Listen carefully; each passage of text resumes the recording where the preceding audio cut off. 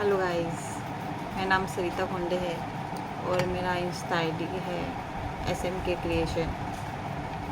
और मुझे आज आपको एक दिखाना है कि सिंबल्स पेंडेंट डेकोरेट करने के बाद कैसे दिखता है। ओके, सो ये है सिंपल पेंडेंट, देख पा रहे हो। इसके बाद है ये वाला कुंदन से डेकोरेट किया हुआ, बहुत प्यारा पीस हो गया।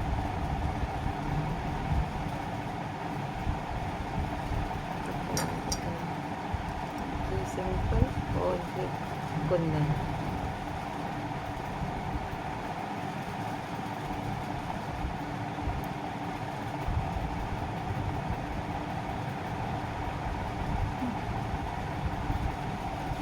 प्यारा पीस है।